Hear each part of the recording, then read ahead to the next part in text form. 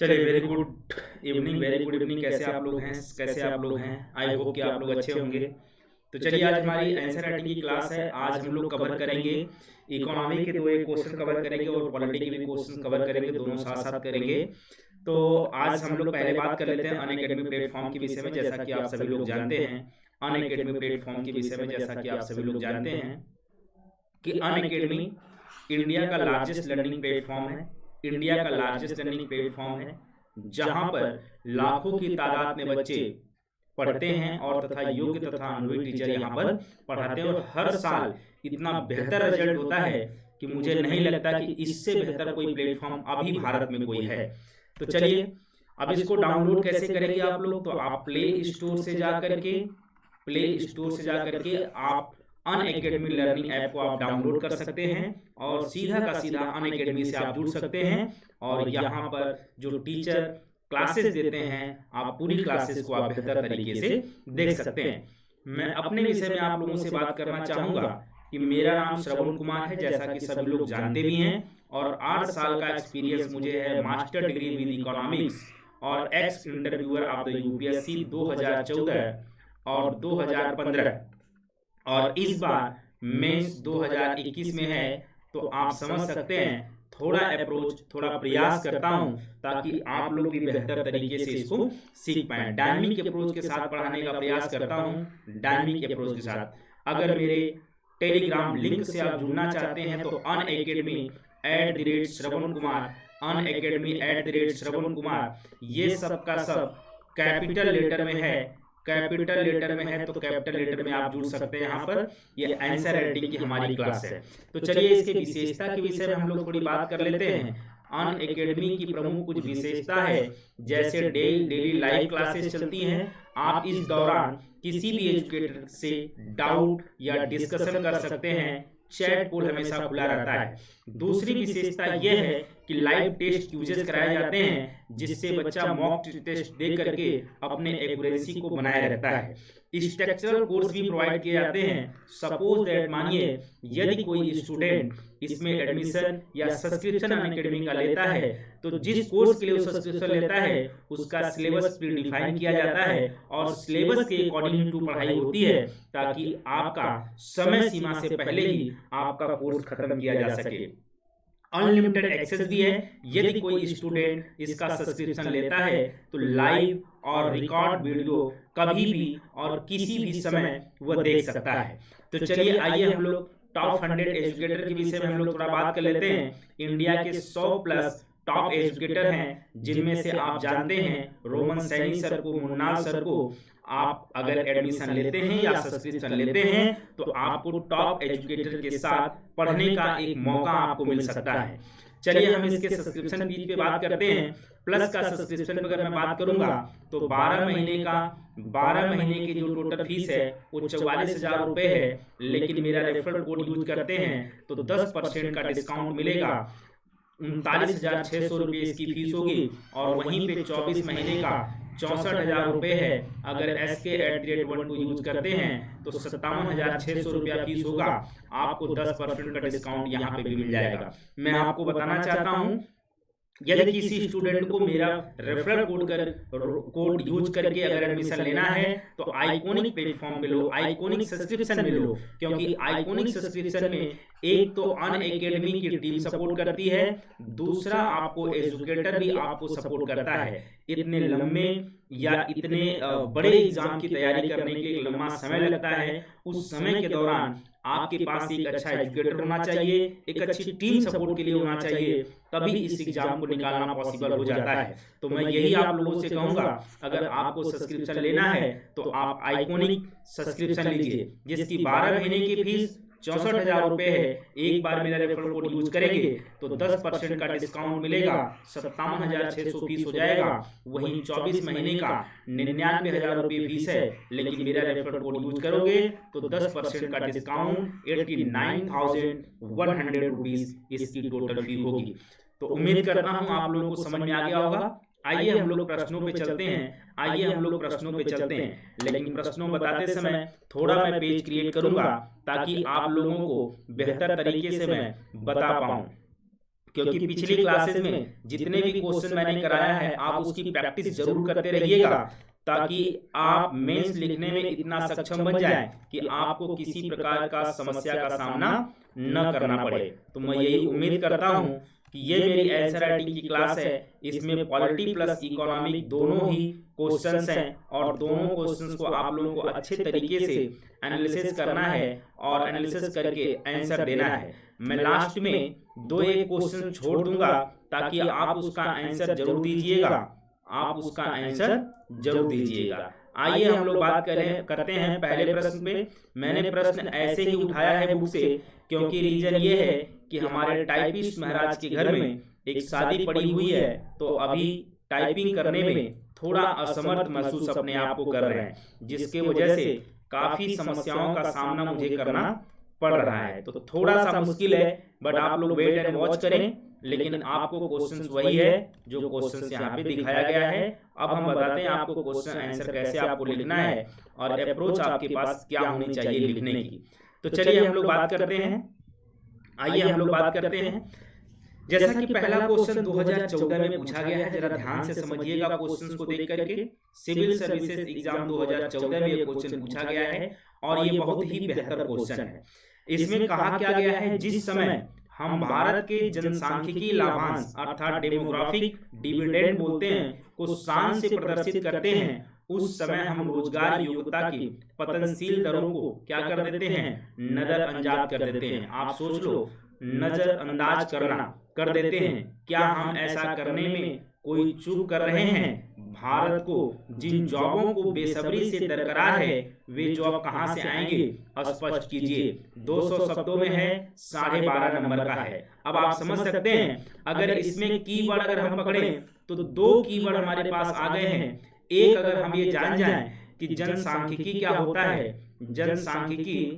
सांख्यिकी लाभांश क्या होता है, लाभांश क्या होता है, और दूसरा इससे कैसे जो है कि रोजगार पतन हो रहे हैं, रोजगार का पतन हो रहा है, तो ये बात आप लोगों को समझ में आ जाएगा और इस क्वेश्चंस को बड़े ही आसानी तरीके से लिखा जा सकता है।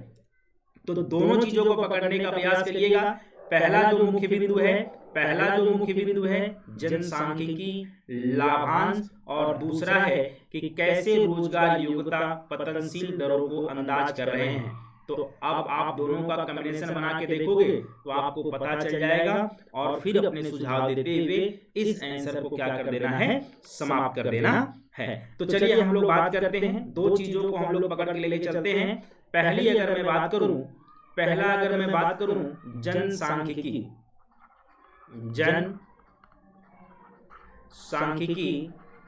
लाभांश क्या होते हैं, लाभांश अगर मैं इसको डिफाइन करूं तो हम कह सकते हैं जनसांख्यिकी कैसे मैं लिख रहा हूं शॉर्ट भाषा में, लाभांश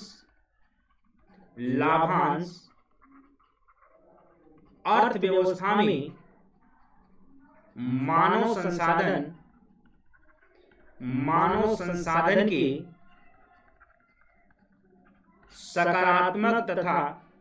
सकारात्मक एवं लिखेगा यौम सतत विकास को दर्शाता है। अगले पॉइंट में आप कड़ी में लिखिएगा, यह जनसंख्या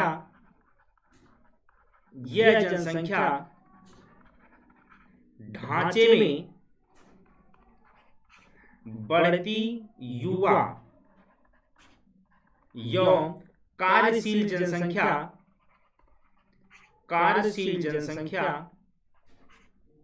अब आपको मैंने इकोनॉमी पढ़ाया था रोजगार, तो उसमें कार्यशील जनसंख्या हमने बताया था 15 वर्ष से लेकर के 64 वर्ष तक ऐसी जनसंख्या क्या कहलाती है हमारी है, जो हमारे भारत में कार्यशील जनसंख्या है 15 वर्ष से लेकर के 64 वर्ष तक, ठीक है। तथा घटते हुए या घटते आश्रितता के परिणाम स्वरूप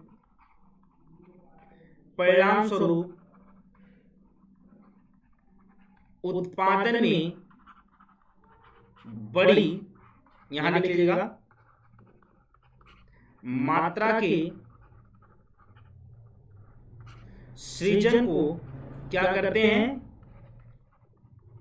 प्रदर्शित करते हैं।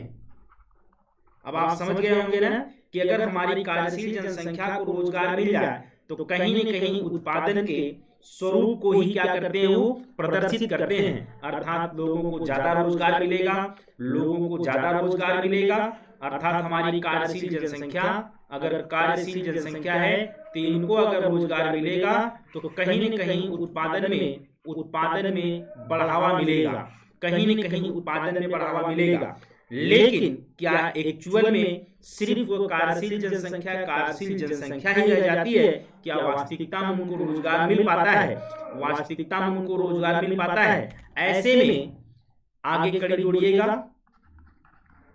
ऐसे में नियोजन की घटती दर की उपेक्षा कर रहे हैं और महत्वपूर्ण पहलू को नजर अंदाज कर रहे हैं। ठीक है, क्या कर रहे हैं हम लोग? उस पर विशेष जो नियोजन की घटती हुई दरें की अपेक्षा हम लोग कर रहे हैं और इसके पहलुओं पर ध्यान न देते हुए हम इसको क्या कर रहे हैं, नजरअंदाज कर रहे हैं। आगे हम लोग बात करते हैं प्रारंभिक से लेकर, दूसरे पॉइंट को उठा लेते हैं हम लोग, हैं प्रारंभिक से लेकर उच्च स्तर तक देश में जो शिक्षा है, जो शिक्षा का स्तर है, अभी भी निम्न बना हुआ है। और नंबर दूसरा इसका कारण हो सकता है कि भारत में अधिकांश क्षेत्रों में विद्यालय, स्कूल, ध्यान में रखिएगा आप लोग, तथा अन्य आधारभूत संरचना का अभाव है। और अगला क्या है, उच्च शिक्षा का स्तर वैश्विक स्तर पर कम है। अभी भी इस कदम में सुधार करने की आवश्यकता है। और अगली पॉइंट लिख लीजिएगा, भारत में गुणवत्तापूर्ण शिक्षा का अभाव है। क्लियर मेरी पॉइंट हो रहा है? और अगली प्रॉब्लम क्या है कि भारत में श्रम शक्ति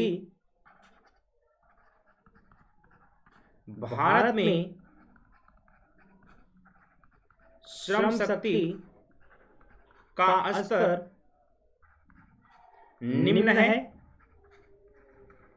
क्लियर? तथा बेरोजगारी एवं आप लिख सकते हैं प्रच्छन्न बेरोजगारी व्याप्त है भारत में, ऐसी कंडीशन है। और इसके साथ साथ जो सामाजिक स्तर है बहुत नीचे है, बहुत नीचे है। और अगली पॉइंट, भारत में नियोजन के अवसर का अभाव भी है। अभाव भी है और भारत में इन कारणों से शिक्षा का विकास कम हो पाया है। तो ऐसे में अब लिखिएगा आगे, तो ऐसे में जनसांख्यिकी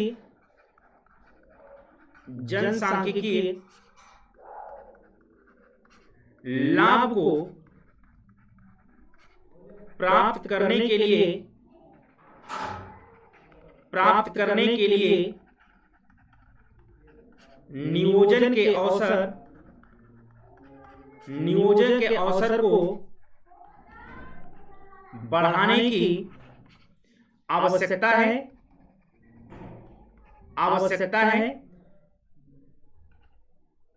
और इसके निम्न स्रोत हो सकते हैं।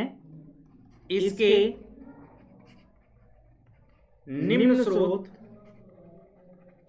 हो सकते हैं,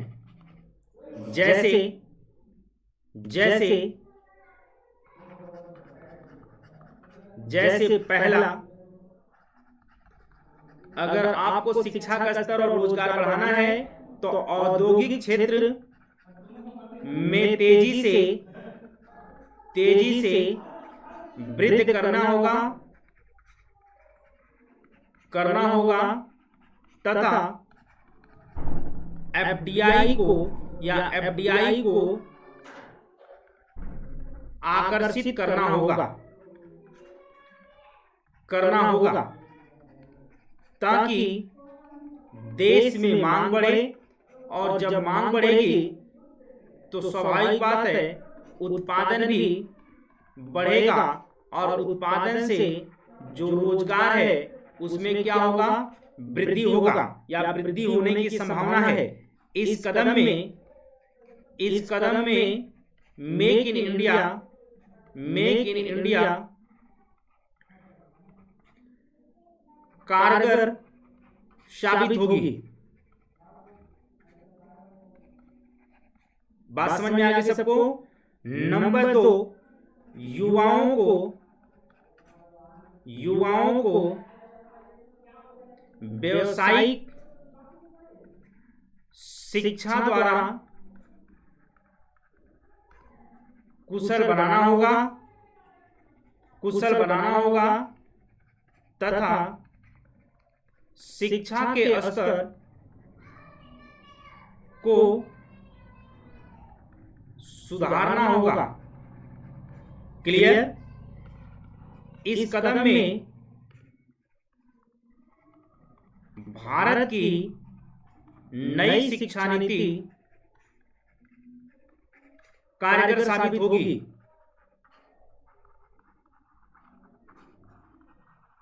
दो पॉइंट क्लियर हो गया सबको?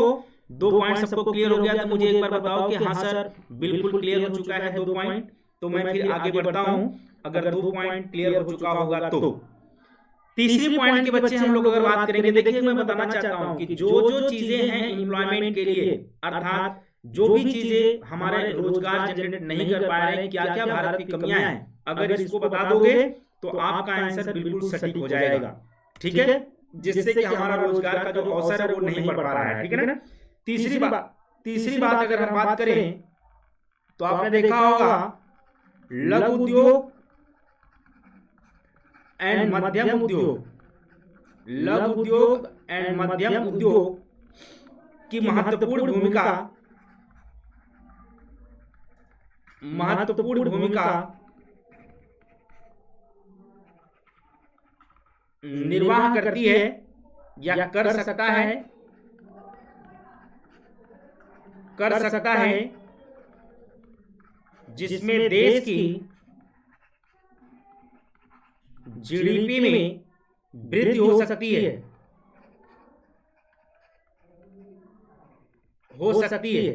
या जिससे देश की जीडीपी में क्या हो सकता है, वृद्धि हो सकती है।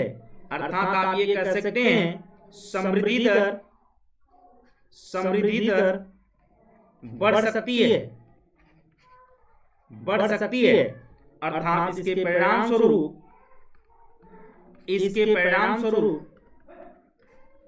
स्वरूप देश में रोजगार बढ़ सकते हैं।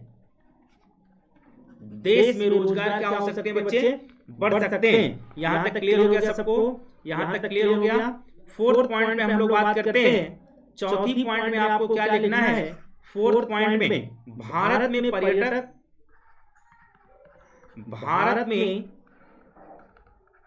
पर्यटक की अधिक संभावना है। यह क्षेत्र भारत में एक बड़ा रोजगार प्रदान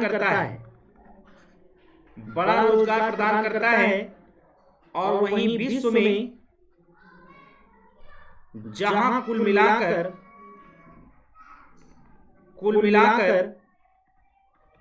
रोजगार 10% हिस्सा है, 10% हिस्सा है, अर्थात 10% हिस्सा में क्या करता है? रोजगार सृजन करता है। इस प्रकार से वहीं भारत में, ऐसे लिख सकते हैं, वहीं भारत में लगभग 4 करोड़ लोग लाभ से या रोजगार से जुड़े हैं। ऐसे लिखिएगा, रोजगार से जुड़े हुए हैं। तो आप समझ सकते हैं ना, इसका मतलब कहीं न कहीं भारत के पर्यटक जो है उसको भी क्या करना पड़ेगा? हमें बढ़ाना पड़ेगा, ताकि रोजगार जो है कि बढ़ सके। क्लियर हो गया 4 पॉइंट? अब आगे चलते हैं। लिखना है नोट करके, वर्तमान समय में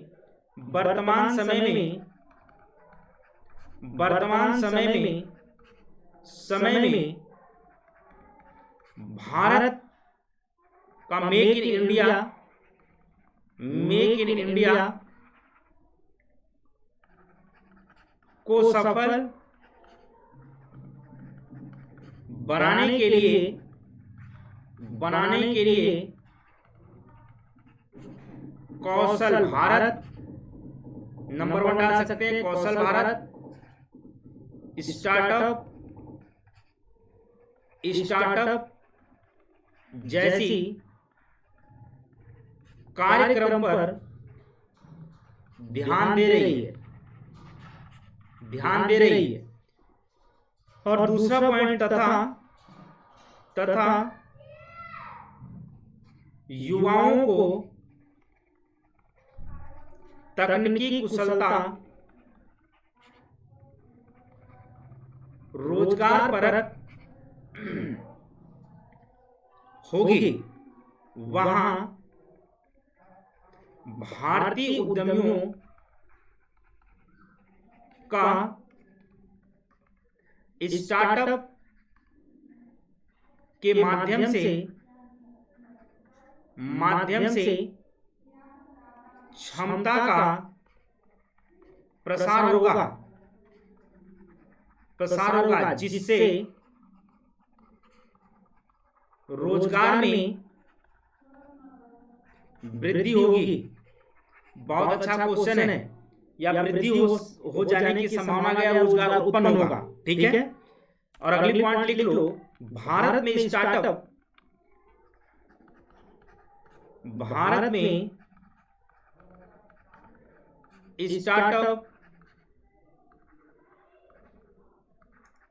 कार्यक्रम लागू होने के बाद समाज के लिखिएगा, समाज के विकास क्रम में निचले स्तर के वर्ग, दलित, महिलाएं, जनजाति, ठीक है, के लिए रोजगार सृजन में वृद्धि हो रहा है। क्लियर हो गया? इस प्रकार से आप लास्ट में लिखिएगा, इस प्रकार से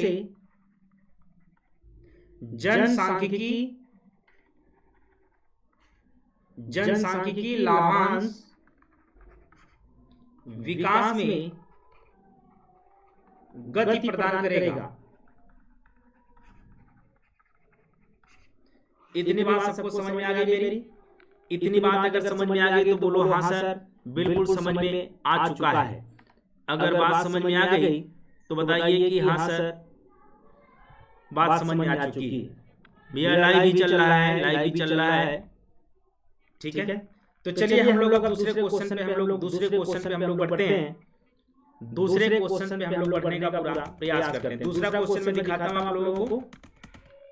देखो दूसरा क्वेश्चन है, ये दृष्टिकोण यह भी है कि राज्य अधिनियम, देखिए कितना बढ़िया क्वेश्चन है। एक दृष्टिकोण यह भी है कि राज्य अधिनियमों में अधीन स्थापित कृषि उत्पादन बाजार समितियों, जिसको एपीएमसी, जो कि बहुत ज्यादा विवाद का मुद्दा बना हुआ है। आपने देखा होगा किसान आंदोलन पंजाब हरियाणा से लोग दिल्ली में आ पहुंचे हैं बुराड़ी के अंदर में, तो उनका कहना है कि एपीएमसी को क्यों हटाया जा रहा है, ने भारत में न केवल कृषि के विकास को बाधित किया है बल्कि खाद्य वस्तु महंगाई का कारण भी रही है। सम आलोचनात्मक पूर्वक परीक्षण कीजिए। तो ऐसे क्वेश्चन को मैं चाहता हूं कि आप लोग लिखिएगा, लेकिन फिर भी मैं आप लोगों को जरा एपीएमसी के बारे में बता देता हूं। अगर आप एपीएमसी के बारे में आप जान जाएंगे, इसके गुण दोष क्या हैं, तो इस क्वेश्चन का आंसर अपने आप क्या हो जाएगा, निकल जाएगा। तो पहले इस बात को आप लोग समझ लीजिए, क्योंकि ये क्वेश्चन इकोनॉमिक का भी है, तो हम ऐसे ही पढ़ा दे रहे हैं। एपीएमसी क्या है, आप इसके बारे में जान जाओ। बाकी आप क्वेश्चन को फॉर्मेट बना करके आप लोग लिखने का थोड़ा बहुत प्रयास करिएगा। आप लोग लिखने का पूरा प्रयास करिएगा। इस क्वेश्चन में एपीएमसी के बारे में बता रहा हूं, जो कि आपके इकोनॉमिक में भी ये दिया हुआ है। एग्रीकल्चर में एपीएमसी क्या है, तो चूंकि मुद्दे में ये विषय बना हुआ है, जैसा कि आंदोलन को देख करके आपको पता चल रहा होगा कि आजकल जो कोविड के दौरान भी इतने बड़े स्तर पर आंदोलन हो रहे हैं, तो कहीं न कहीं कोई न कोई समस्या है जिसको लेकर के हो रहा है। किसान रोड पर आ चुका है। तो आज हम लोग समझ लेते हैं, और ये एग्जाम पीटी और मेंस के लिए जो बच्चे 21 में दे रहे हैं, उनके पीटी के लिए और मेंस भी देंगे, मेंस के लिए भी बहुत इंपॉर्टेंट ये है क्वेश्चन, आपसे पूछा जा सकता है एपीएमसी के बारे में। तो आइए एपीएमसी के बारे में हम लोग समझ लेते हैं। एपीएमसी है क्या, फिर आप लोग इस क्वेश्चन का जवाब हमें दे करके मुझे तुरंत बताइएगा, ठीक है ना। चलिए हम लोग समझ लेते हैं एपीएमसी पहले क्या है। पहले इस बात को हम लोग जिक्र कर लेते हैं, आखिर एपीएमसी क्या है। तो एपीएमसीएस, ठीक है, इसका फुल फॉर्म होता है agriculture produce market committee. Clear हो गया ना। इसको हिंदी बोलते हैं कृषि उपज विपणन समिति। पहले इसको हम लोग जान लेते हैं कि है क्या है, ठीक है। चलिए देखते हैं, जरा ध्यान से सभी लोग नोट करते चलिएगा। कृषि विपणन, कृषि विपणन का अर्थ, कृषि विपणन का अर्थ उन समस्त लिखिएगा, समस्त क्रियाओं से है, क्रियाओं से लगाया जाता है जिसके माध्यम से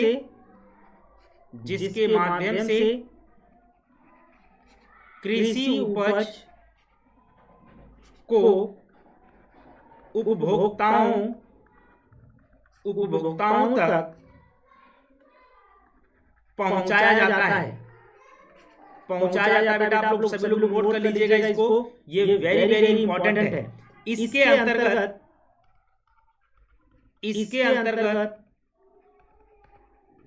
अंतर्गत आने वाली क्रियाएं कौन कौन सी होती हैं? तो नंबर 1 लिखना है बच्चे।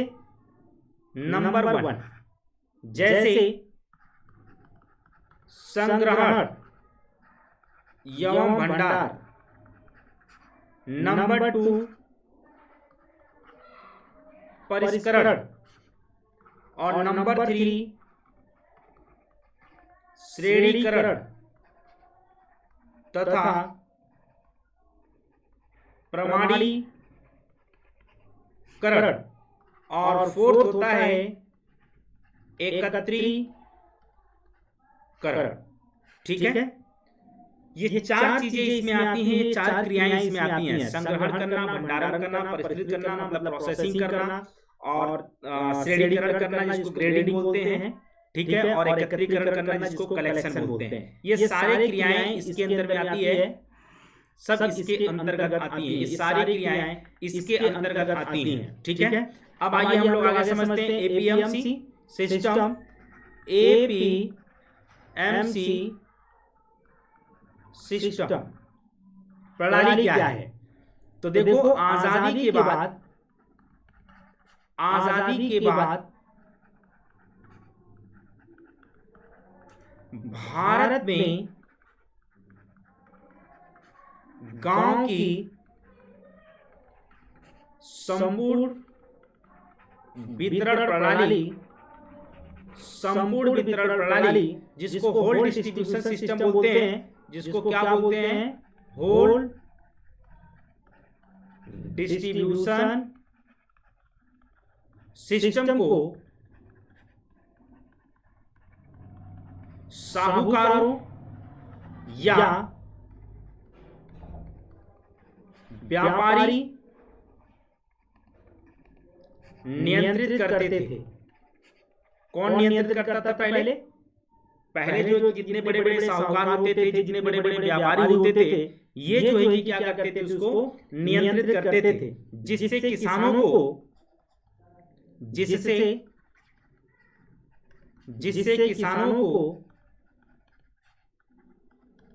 को बहुत कम लाभ प्राप्त होता था। क्लियर? इससे छुटकारा पाने के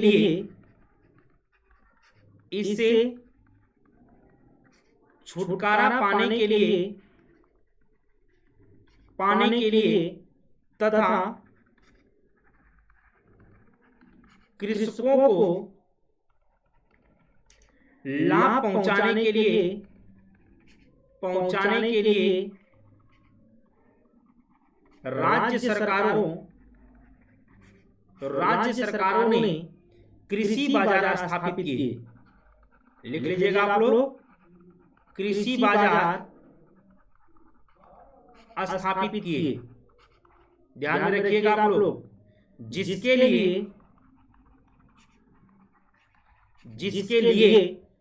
किसकी जरूरत पड़ी? एपीएमसी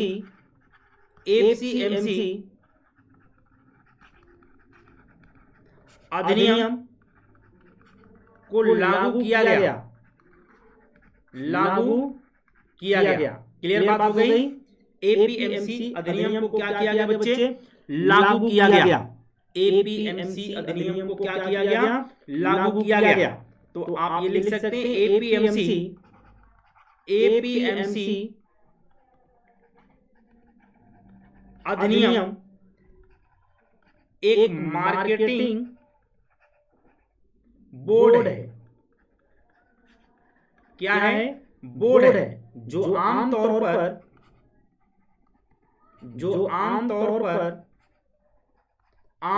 पर भारत में एक राज्य सरकार द्वारा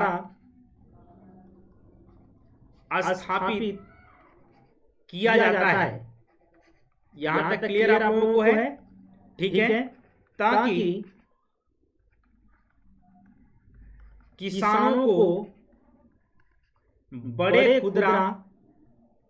या खुदरा ऐसे लिखिएगा, विक्रेताओं के शोषण से बचाया जा सके। ठीक है, क्लियर हो गया। जिससे नोट करते चलिएगा आप लोग, जिससे किसान कर्ज के जाल में ना फंस पाए।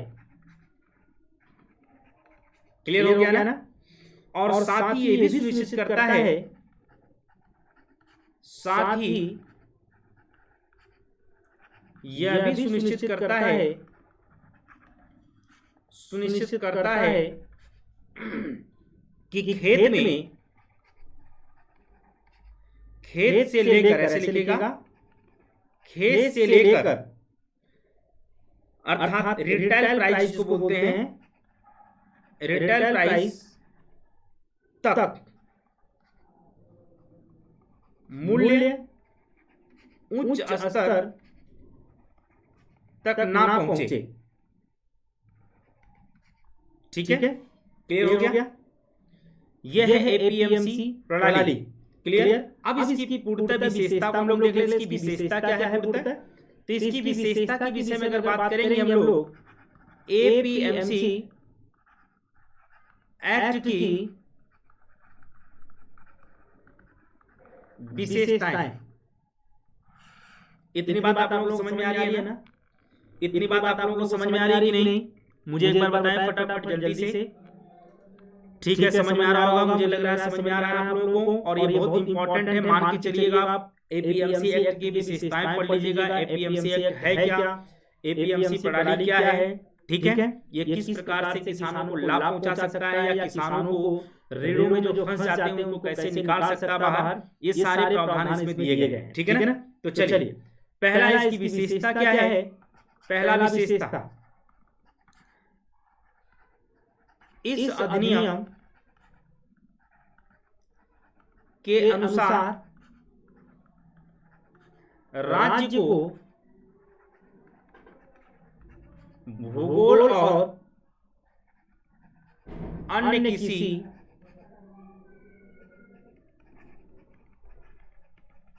प्रिंसिपल या उप बाजारों के आधार पर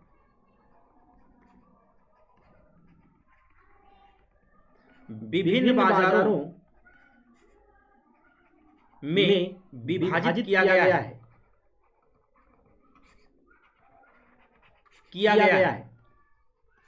क्लियर। दूसरा पॉइंट, जब किसी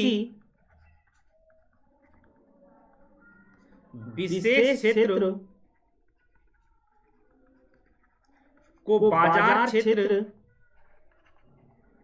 के रूप में घोषित किया जाता है, घोषित कर दिया जाता है, ऐसे लिखिएगा, कर दिया जाता है,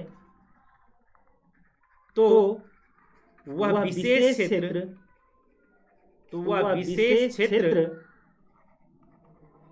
बाजार समिति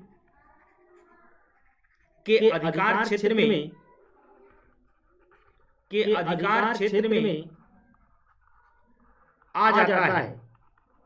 चाहे वो कोई भी क्षेत्र हो, जहां पे डिसाइड कर दिया गया है कि ये क्षेत्र जो है कि बाजार क्षेत्र के रूप में घोषित कर दिया गया है, तो वह क्षेत्र जो है कि बाजार समिति के अंतर्गत अपने आप क्या हो जाता है, उसके नियम के तहत आ जाता है। इसके बाद ध्यान रखिएगा,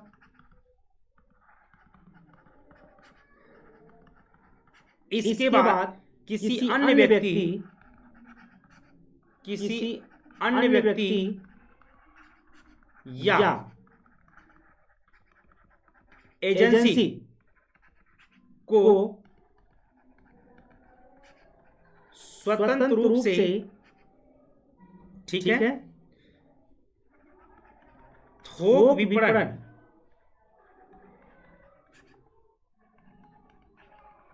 गतिविधियां की अनुमति नहीं दी जाती है। फोर्थ नंबर, बाजार समितियों द्वारा प्रबंधित इन बाजारों का गठन राज्य सरकारों द्वारा किया जाता है। राज्य सरकारों द्वारा किया जाता है। मार्केट कमेटी में कुल 10 से 20 सदस्य होते हैं। ध्यान रखिएगा पीटी का, जो सरकार द्वारा निर्वाचित या मनोनीत होते हैं। ज्यादातर ये मनोनीत होते हैं, निर्वाचित की संभावना बहुत कम होती है। क्लियर हो गया सबको? ज्यादातर ये क्या होते हैं? मनोनीत होते हैं, निर्वाचन की संभावना कम होती है। फिफ्थ पॉइंट में हम लिखेंगे, 5वें पॉइंट में कृषि उपज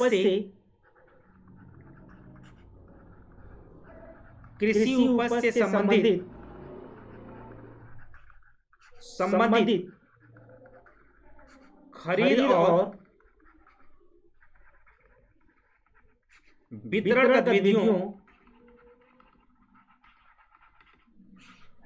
गतिविधियों को कम करने के लिए विभिन्न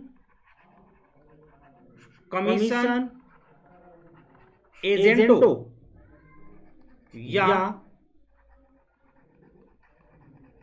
व्यापारियों को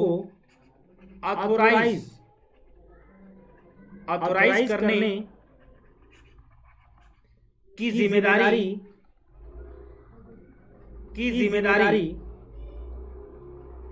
व्यापार नहीं बाजार समिति की होती है। ध्यान रखिएगा, पीटी को क्वेश्चन पूछे जा सकते हैं। अर्थात आप ये कह सकते हैं, जो लाइसेंस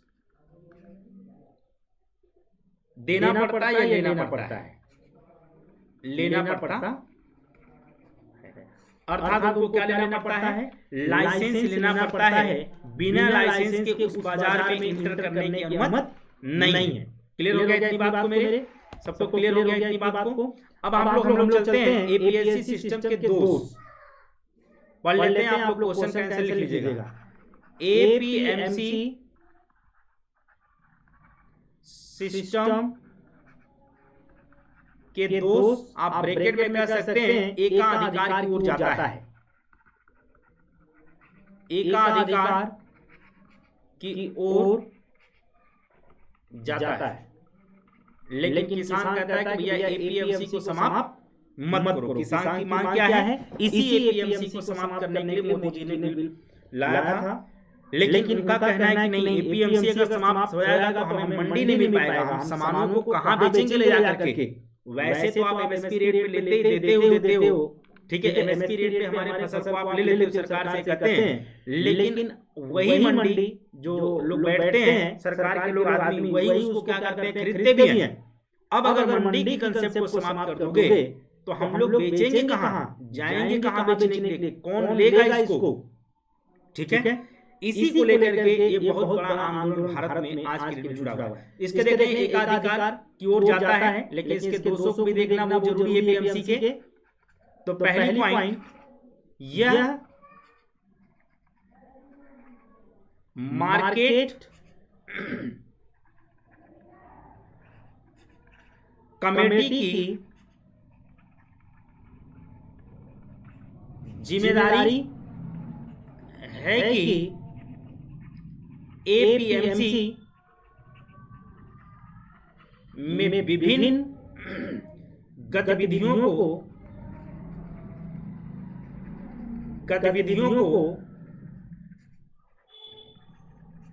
करने के लिए बाजार क्षेत्र में कई कमीशन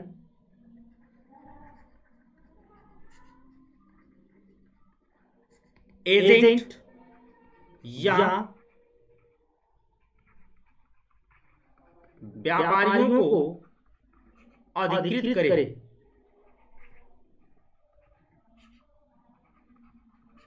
क्लियर? नंबर दूसरा पॉइंट, किसान केवल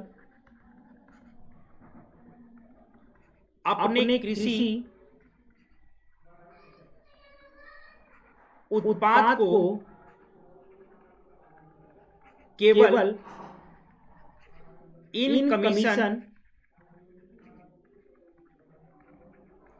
एजेंटों को या पर्सनल रिलेशन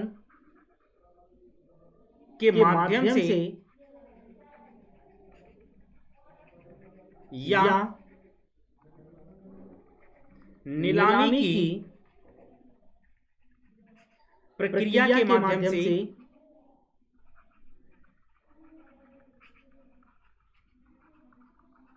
बेच सकते हैं।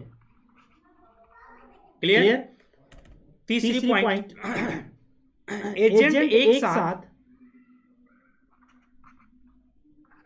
तीसरा लिखिएगा, एजेंट एक साथ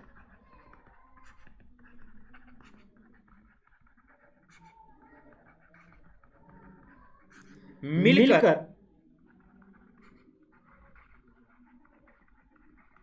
एक निर्धारित मूल्य से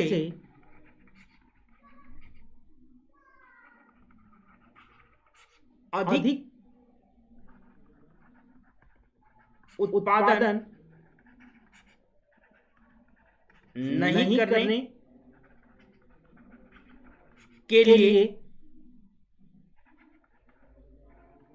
कार्टेल तैयार करते हैं, तैयार कर सकते हैं, इसलिए तैयार कर सकते हैं या करते हैं, और अधिकार किसानों को या अधिकतर, ऐसे लिखिएगा, अधिकतर किसानों को कम लाभ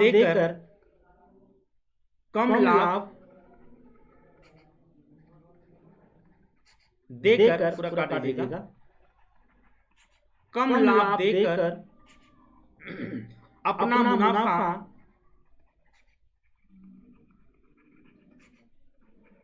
बढ़ा सकते हैं, अधिक करते हैं या बढ़ा सकते हैं। क्लियर? फोर्थ पॉइंट,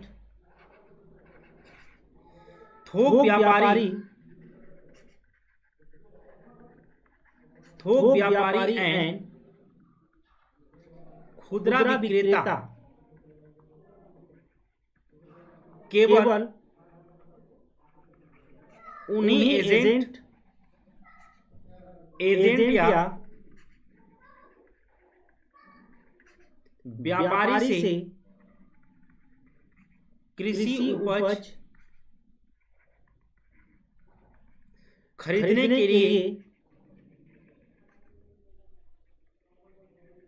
मजबूर होते हैं।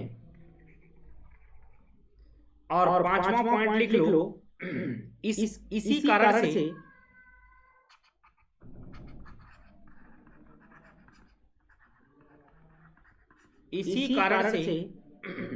किसानों की अपनी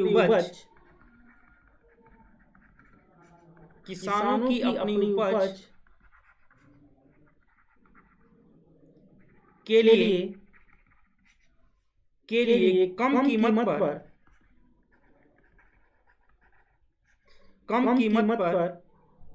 या कम कीमत मिलती है, ऐसे लिखिएगा, मिलती थी, और अंततः उपभोक्ता को उसी उपज को खरीदने के लिए अधिक चुकता करना पड़ता था। क्लियर हो गया? तो ये हमारा दूसरा प्रश्न जो है कि क्या हो गया, कंफर्म हो गया। ये हमारा दूसरा प्रश्न भी क्या हो गया, एंड हो गया। आप लोगों को समझ में आ गया होगा सारी चीजें। तो मुझे आप एक बार बताइए कि जी सर बिल्कुल समझ में आ गया है। अगर समझ में आ गया तो आप मुझे एक बार कमेंट करके बताइएगा कि सर समझ में आ गया। ठीक है ना? आइए हम लोग तीसरा प्रश्न पे चलते हैं। तीसरा प्रश्न देखो, संविधान में संशोधन करने के स्वैच्छिक अधिकार पर भारत का सर्वोच्च न्यायालय नियंत्रण रखता है और सम आलोचनात्मक विवेचना करो। अब देखो ऐसे क्वेश्चंस को क्या करना है, पहले दो चीजें आपको मूल बिंदु को पकड़ लेना है। पहला मूल बिंदु क्या है, संविधान में संशोधन। संविधान में संशोधन और दूसरा क्या है, सुप्रीम कोर्ट के निर्णय। दो चीजें हैं मुख्य बिंदु में, और दोनों पहलुओं को ध्यान में रखते हुए अपने आंसर को क्या करना है, लिखना है। तो सबसे पहले ये जानना होगा कि संविधान में संशोधन किस आर्टिकल पर लिया गया और संशोधन में क्या कहा गया है। आखिर संशोधन करने की शक्ति किसके पास है। ठीक है, ये बात को आपको ध्यान समझना है कि संविधान में संशोधन की पूरी प्रक्रिया को पढ़ना है। इसके बाद उसको सर्वोच्च न्यायालय के नियंत्रण रखता है। ऐसा कुछ अगर है तो आप देख लीजिएगा, समालोचना को उसका क्या करना है, परीक्षण करना है। तो आइए देखते हैं हम लोग इस क्वेश्चन को भी। चलिए उत्तर नंबर 3। तो इसमें दो अप्रोच रखना आप लोगों को है। पहला, संविधान में संशोधन। क्लियर? पहले से क्लियर करते हैं हम लोग हैं। भारतीय संविधान में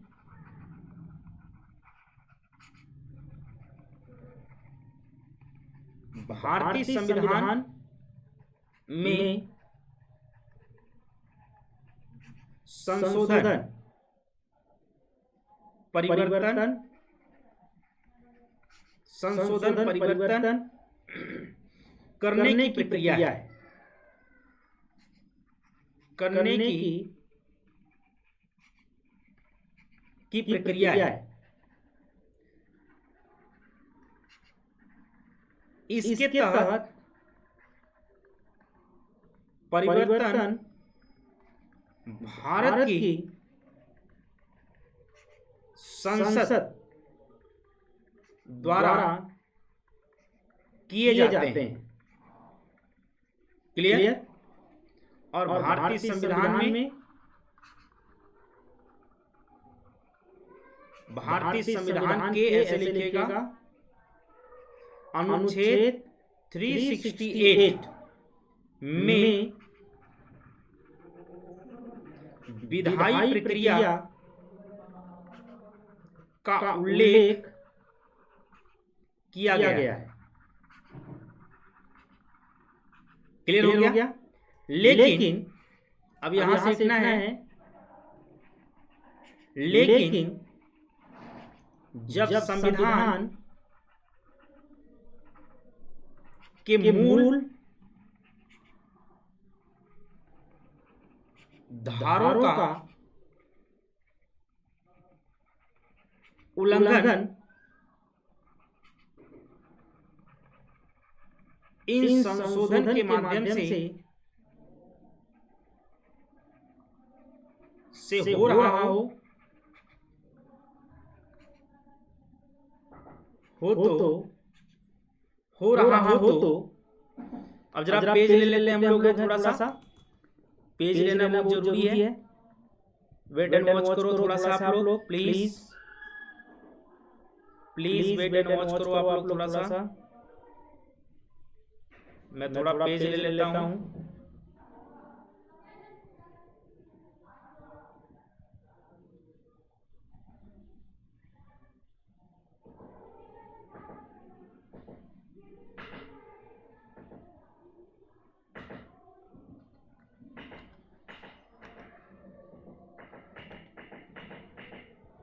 2-3 पेज ले लेता हूँ, वेट करिए आप लोग थोड़ा सा, क्योंकि पेज समाप्त हो चुका है।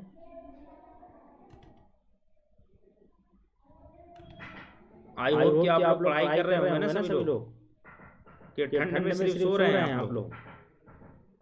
पढ़ाई तो चल रहा है ना आप लोगों के लिए कि नहीं, बताइए जरा, या पढ़ते रहना आप लोग, क्योंकि समय बहुत कम है और इसी को लेके प्रैक्टिस भी करते रहो साथ साथ, और पढ़ाई भी करते रहें, ताकि एकदम बिल्कुल जो है व्यवस्थित रूप से अपने आप को करके चले। ठीक है? हाँ, अच्छे तरीके से आप लोग पढ़ने का पूरा प्रयास करें, और अभी से रिवाइज करना शुरू कर दें। जितनी बुकें आप लोग पढ़ चुके हैं, मैटर तो बहुत आप लोगों के पास हो ही गया है, और आप लोग अभी से बिल्कुल पढ़ना शुरू कर दें। चलिए, तो हम लोग कहाँ पहुँचे थे? जहाँ पर हम लोग आ गए थे। अब हम लोग आगे बढ़ रहे हैं। पेज हमने क्लियर कर लिया है। ठीक है। जब हो रहा हो तो ऐसे में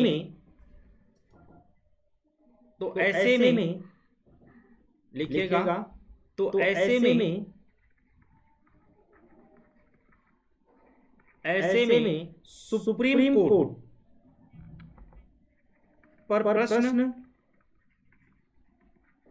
किया जा सकता है। क्लियर? अर्थात इससे पहले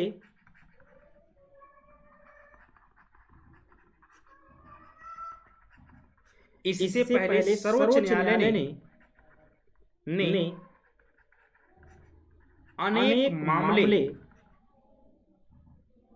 सर्वोच्च न्यायालय में से लिखिएगा, सर्वोच्च न्यायालय में अनेक मामले आए, जिसमें न्यायालय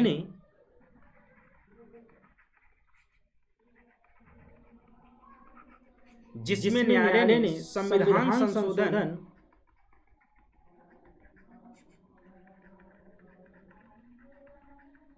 या उसके किसी भाग को जीरो घोषित कर दिया। जैसे नंबर 1 गोलकनाथवाद में यही किया गया, जीरो कर दिया। दूसरा केशवानंद भारतीवाद, और तीसरा मिनर्वा मिल्सवाद। ध्यान रखिएगा, 3 केस बहुत इंपॉर्टेंट है। इसमें संविधान ने क्या कर दिया, उसको जीरो कर दिया था, अर्थात सुप्रीम कोर्ट ने क्या किया, जीरो कर दिया।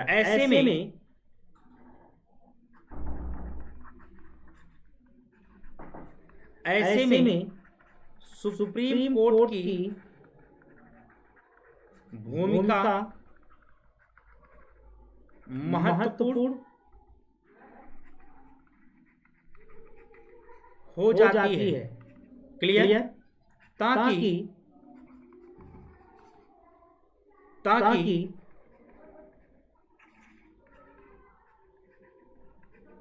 सत्ता में आने वाली सरकार संविधान के साथ खिलवाड़ ना कर सके। ठीक है? क्योंकि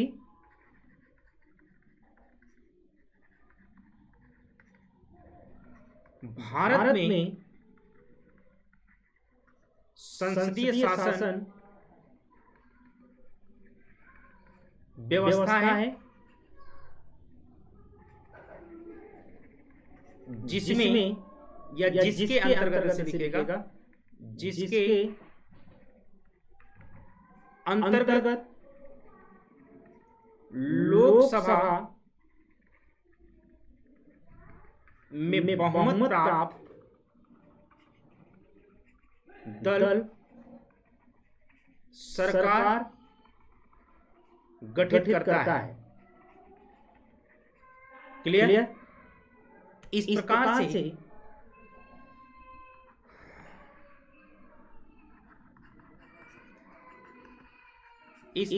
से बहुमत प्राप्त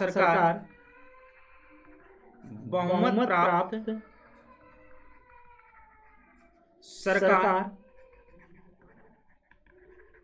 निरंकुश बनने का प्रयास करता रहता है। ठीक है? अर्थात संविधान संशोधन के माध्यम से लिख सकते हैं, संविधान संशोधन के माध्यम से। क्लियर हो रहा है ना? जबकि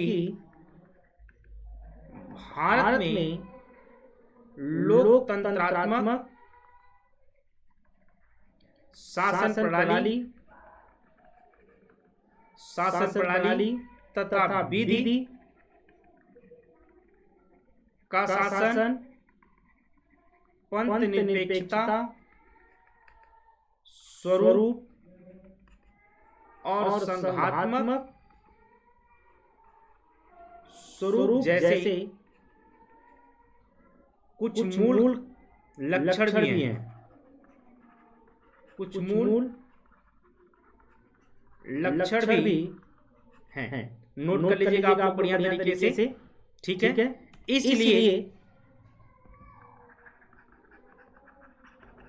इसलिए संसद मूल लक्षणों को या लक्षणों का अतिक्रमण कर संविधान में आमूल चूक परिवर्तन ना कर सके। ठीक है? जिससे कि लोकतंत्र का मूल्य तथा मानवीय मूल्य जैसे स्वतंत्रता,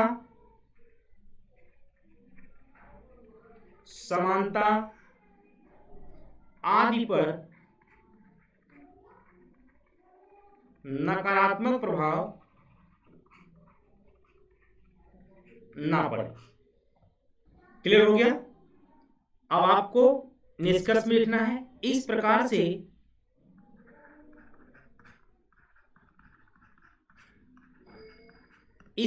से सुप्रीम कोर्ट ने इसे नियंत्रित करता है, लेकिन जहां नियंत्रण के उपर्युक्त सकारात्मक पक्ष होता है, वहां नकारात्मक पक्ष भी होता है। कहने का मतलब यह है कि अगर सुप्रीम कोर्ट को ही पूरा नियंत्रित करने का अधिकार है तो कई बार ऐसा हो सकता है सुप्रीम कोर्ट भी गलत डिसीजन के रूप में आ सकता है। ठीक है? लेकिन इसकी भी शक्ति को नियंत्रित करने का किसी न किसी के हाथ में जो है कि ताकत है, वो है संसद। ठीक है? जैसे कि सुप्रीम कोर्ट ने संविधान के मूल लक्षणों को कोई स्पष्ट व्याख्या नहीं की है, और ना ही संविधान में पृथक दिए गए हैं, इससे अलग दिए गए हैं, ऐसा भी कुछ बात नहीं की गई है। ठीक है, ऐसे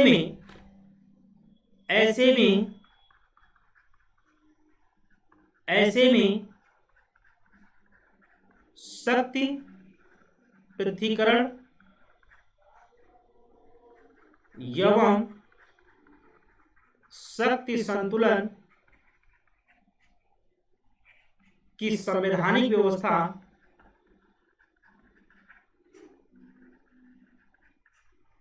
का अतिक्रमण सुप्रीम कोर्ट द्वारा हो सकता है,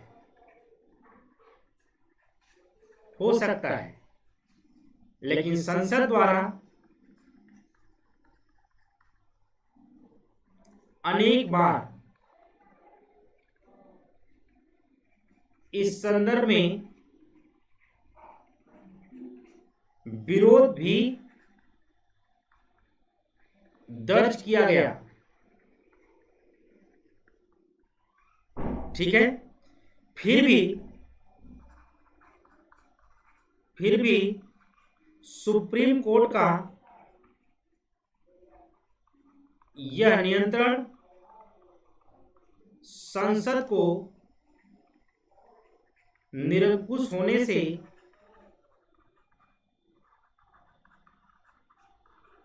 बचाता है और संविधान की, यहां लिख लीजिएगा, और संविधान की मूल भावना की रक्षा भी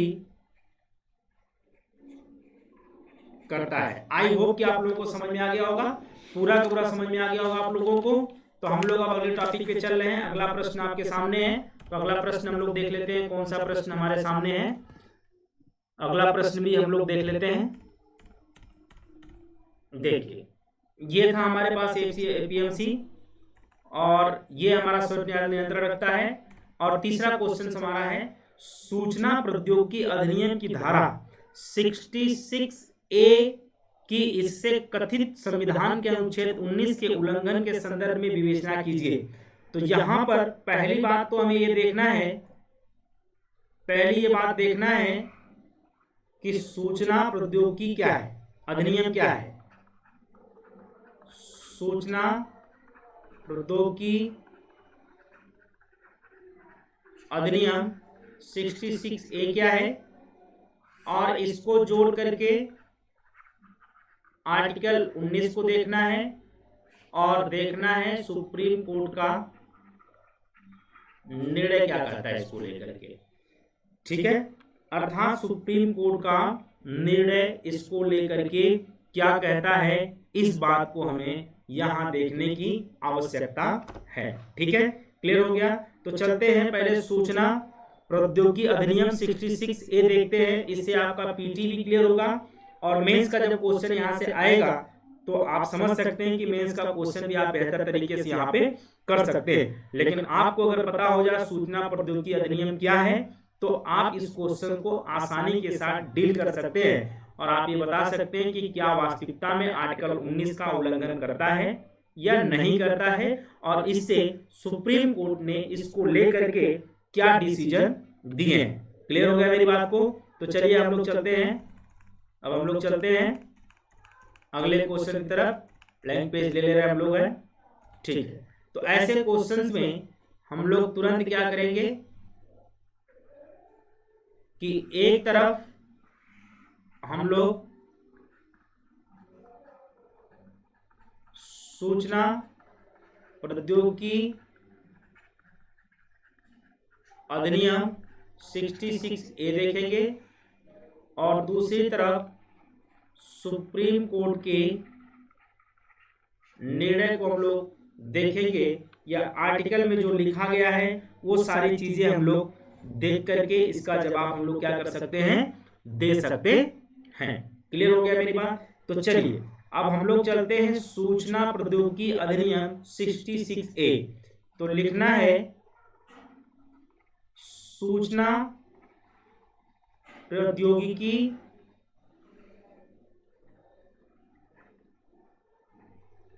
अधिनियम 2000 की धारा 66A में किसी व्यक्ति को ए सोशल मीडिया साइट पर असहज टिप्पणी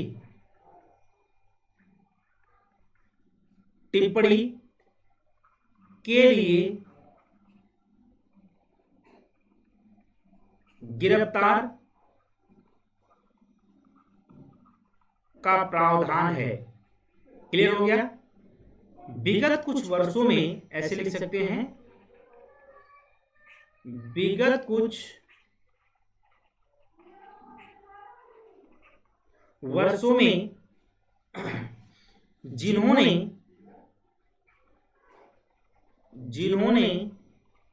राजनीतिक एवं उद्योग जगत पर व्यक्तिगत टिप्पणी की तथा फेसबुक, ट्विटर जैसे साइट पर अपलोड किया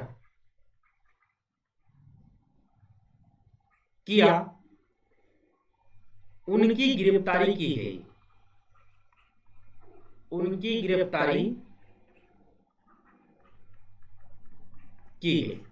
ठीक है, ध्यान रखिएगा।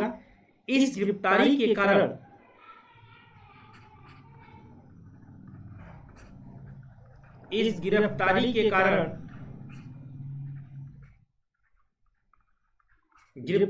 कारण सूचना प्रौद्योगिकी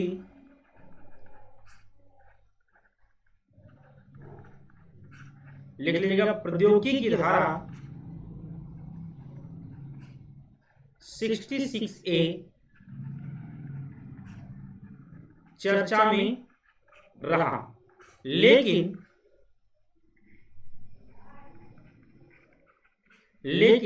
सामाजिक कार्यकर्ताओं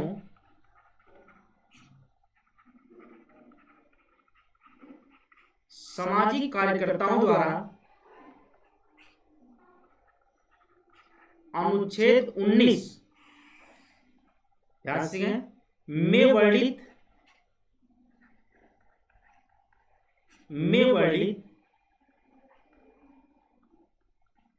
अभिव्यक्ति की स्वतंत्रता के रूप में नागरिक को प्राप्त मूल अधिकार का हनन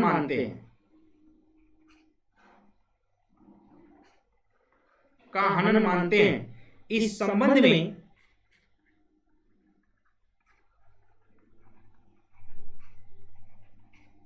सुप्रीम कोर्ट में जनहित याचिका दायर की गई। यहां तक क्लियर है? यहां तक क्लियर सबको है? चलिए एक केस लेते हैं। वर्ष 2012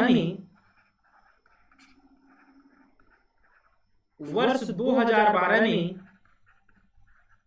श्रेया सिंघल द्वारा सुप्रीम कोर्ट में एक जनहित याचिका को लेकर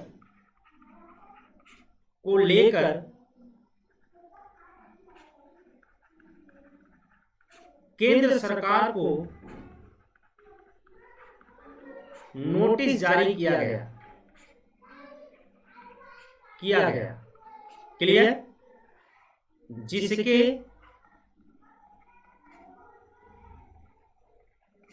जवाब में केंद्र सरकार ने सूचना प्रौद्योगिकी अधिनियम की धारा 66A को संवैधानिक माना। संवैधानिक माना। साथ ही आईटी की धारा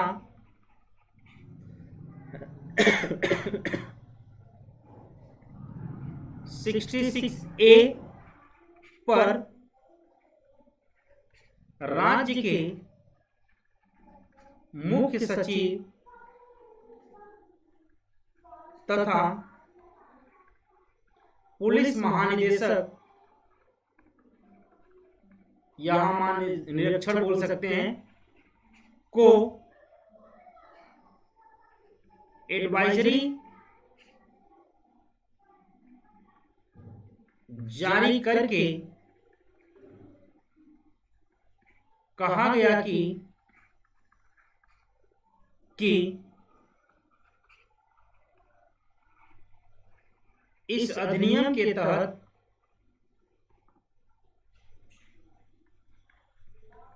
गिरफ्तारी बिना पुलिस कमिश्नर की स्वीकृति संभव नहीं होती या होगी। क्लियर? इससे पहले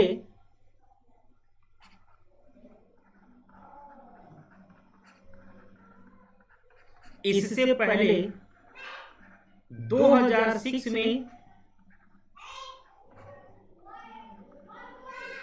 केंद्र सरकार ने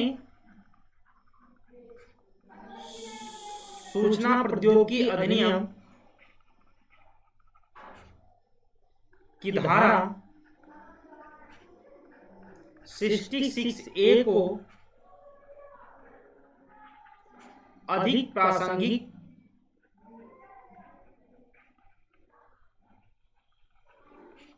बनाने के लिए संशोधन किया गया, जिसमें सेक्शन 127 का सब क्लास 1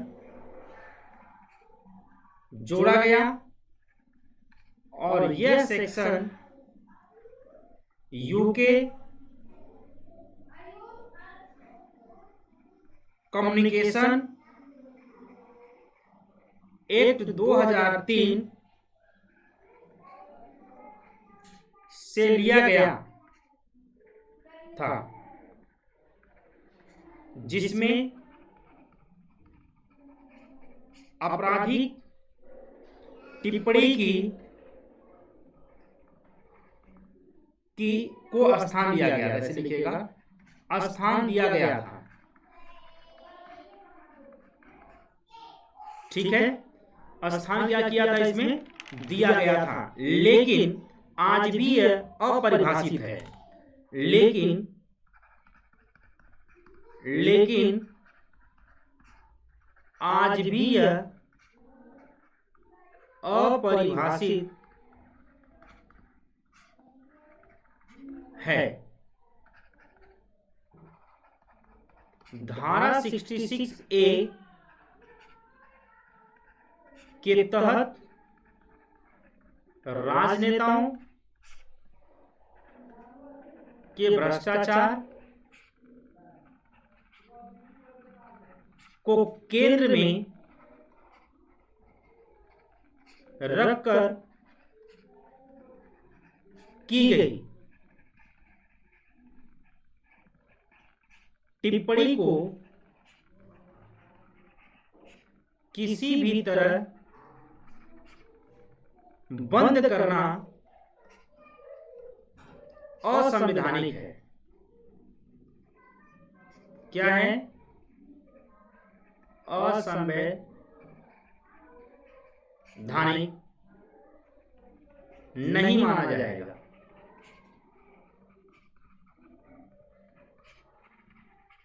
क्लियर? और ये खुले रूप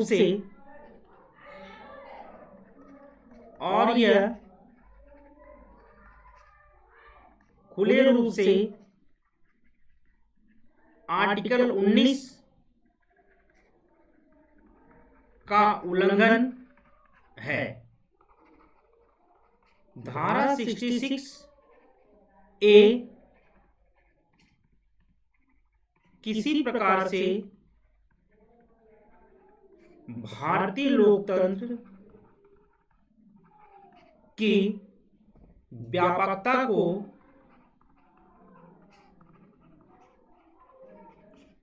ठीक से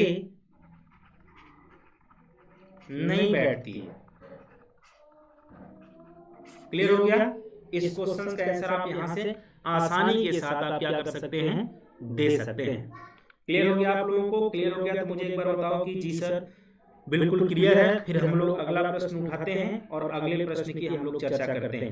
अगला प्रश्न उठाते हैं, अगले प्रश्न पे हम लोग क्या करते हैं? चर्चा करते हैं। चलिए अगला प्रश्न हमारे सामने क्या है, उस प्रश्नों को हम लोग जरा ध्यान से देखते हैं। आखिर अगला प्रश्न क्या है? अगले प्रश्न को समझने का प्रयास करते हैं। आप 3-4 क्वेश्चन इकट्ठा मैं करा दे रहा हूं ताकि आप लोगों का आराम से जो है कि कवर हो जाएगा। अगला प्रश्न हमारे सामने है। अगला प्रश्न है किन कारणों से सदस्य के संसद। चलिए ये क्वेश्चन तो मेरा दीजिए। संघ लोक सेवा आयोग की संरचना और प्रकारों पर कार्यों पर चर्चा करें। आप लोगों को ये क्वेश्चन मैं छोड़ रहा हूं। 5वां, किन कारणों से किसी सदस्य के संसद के दोनों सदनों में किसी भी सदस्य से अनधिकृत किया जा सकता है। ये क्वेश्चन आप लोग करिएगा, बहुत सिंपल क्वेश्चन है। एक मैं क्वेश्चन करा रहा हूं, संघ लोक सेवा आयोग की संरचना और उसके प्रकारों पर चर्चा करें। तो इसमें कुछ नहीं करना है, सीधी सीधी बात है। इसकी संरचना, इसकी क्या करना है? संरचना और इसके कार्य क्या हैं, ये दोनों को आप बता दीजिए, कंप्लीट हो जाएगा आंसर। इन दोनों को आप बता दीजिए। इसका संरचना, संघ लोक सेवा आयोग और इसके कार्य क्या हैं उस पर चर्चा कर दीजिएगा और किस किस आर्टिकल में दिया गया बातें आप कर दीजिएगा। आपको आसानी से इस क्वेश्चन का जवाब आप लोगों को मिल जाएगा। ठीक है, तो चलिए हम लोग अब बात करते हैं, इसके ऊपर हम लोग बात कर लेते हैं, इस क्वेश्चन को लिख लेते हैं। तो इस पे 2 चीजें करना हमें है। पहला चीज हमें क्या करना है? संघ लोक सेवा आयोग की संरचना, संघ लोक सेवा आयोग की संरचना और किस आर्टिकल में दिया गया है, और दूसरे इसके कार्य। अब ये यूपीएससी का आपका तैयार भी हो जाएगा, एक पीटी के लिए भी तैयार हो जाएगा। ठीक है, चलिए अब हम लोग चलते हैं, लिख लेते हैं। भारत में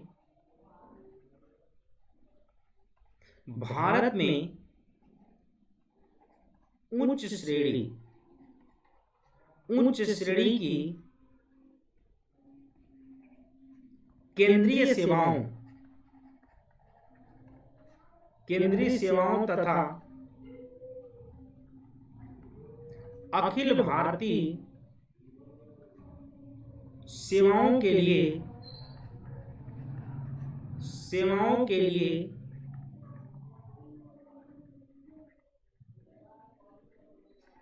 अधिकारियों की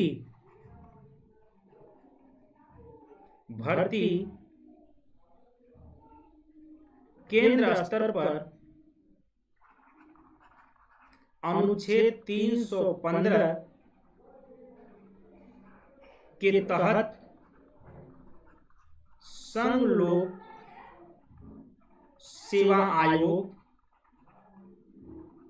के गठन का प्रावधान किया गया है। क्लियर। और अनुच्छेद 315 के अनुसार अनुच्छेद 315 के अनुसार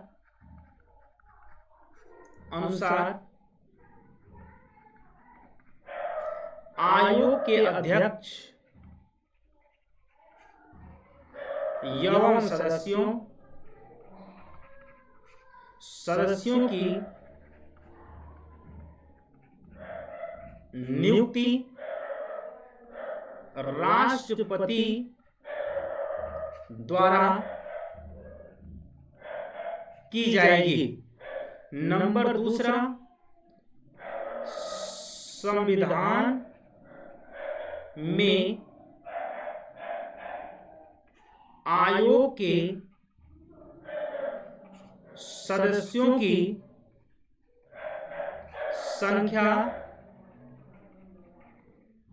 निर्धारित नहीं की गई है तथा इसके संबंध में राष्ट्रपति को शक्ति दी गई है। क्लियर। और तीसरी पॉइंट आप लोग लिखिएगा, आयोग में सामान्यतः 9 से 11 सदस्य होते हैं और संविधान में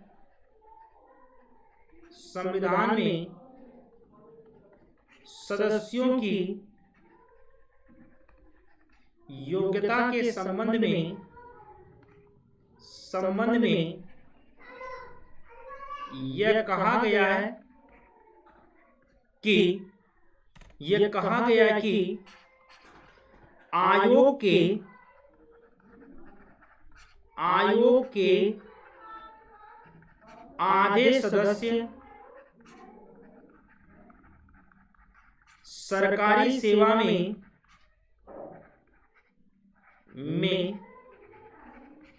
कम से कम 10 वर्ष का अनुभव रखने होंगे। ठीक है। और अनुच्छेद 320 में लोक सेवा आयोग के कार्यों का उल्लेख किया गया है और संघ की सेवाओं में नियुक्तियां हेतु परीक्षणों का संचालन करता है। ठीक है। और इसके साथ साथ सेवा की भर्ती पद्धति, नियुक्ति, समयावधि तथा अनुशासन, स्थानांतरण लिख लीजिएगा आप लोग की पद्धति पर परामर्श देना, इसका कार्य होता है। ध्यान से समझिएगा सभी लोग। और साथ साथ राष्ट्रपति द्वारा